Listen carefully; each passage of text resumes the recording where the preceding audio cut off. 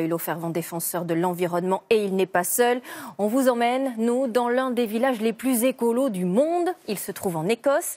Ses habitants, depuis 40 ans, ont construit un paradis vert très loin de notre société de consommation.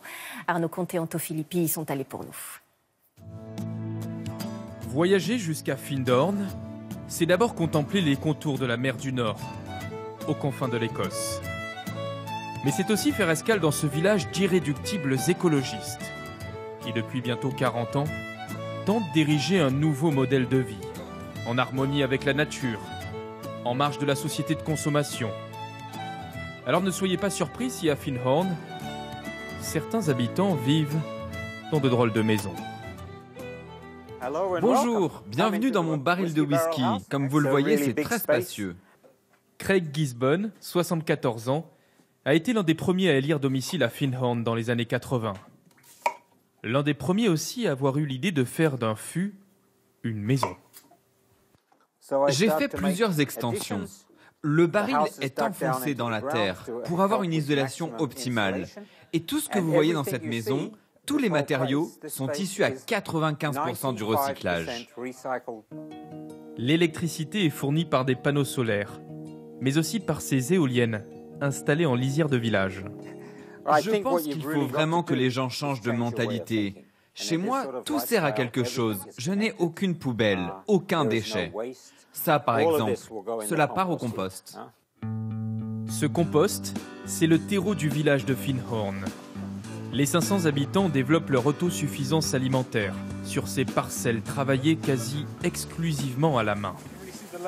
Vous avez différentes couches, les épluchures de légumes, les mauvaises herbes, le fumier. La terre peut être prête en 3 mois. Cela se décompose lentement et ça ressemble à ça. Les villageois sont tous végétariens. Ils produisent une trentaine de légumes de saison et arrosent leurs terres grâce à l'eau de pluie pompée dans ces petits lacs artificiels. Une récolte 100% biologique. On sait tous que le climat se dérègle, que notre planète est en péril. Dans le futur, on n'aura pas d'autre choix que de se nourrir de cette façon. L'agriculture intensive a atteint ses limites. Cela demande trop de ressources énergétiques. À Findhorn, les habitants utilisent des voitures électriques en partage pour consommer toujours moins.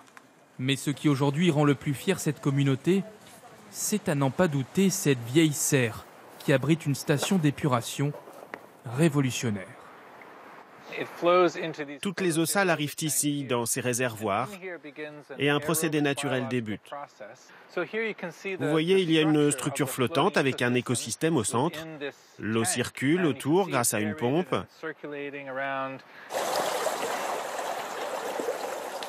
Et vous voyez les petites racines dessous? Les plantes se nourrissent des bactéries, développent leur substrat et purifient l'eau. Ce petit village est un laboratoire écologique à ciel ouvert, cité en exemple dans le monde entier. Il reçoit d'ailleurs la visite chaque année de dizaines de milliers de touristes. Et preuve de son succès, le prix de ces maisons a explosé ces dernières années. Il faut aujourd'hui compter 400 000 € pour acquérir l'une de ces maisons en bois. Il y a 30 ans, quand Fabien Barouche est installé ici, elle valait 3 fois moins.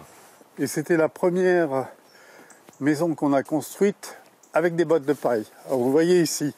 Ce Français ne supportait plus vraiment sa vie parisienne.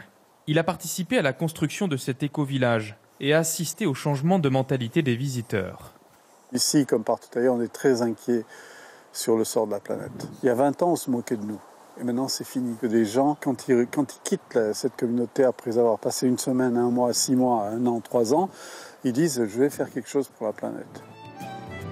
Et si le village de Findhorn est aujourd'hui cité en exemple, c'est parce que l'empreinte carbone par habitant est 2 fois moins importante que dans le reste du pays.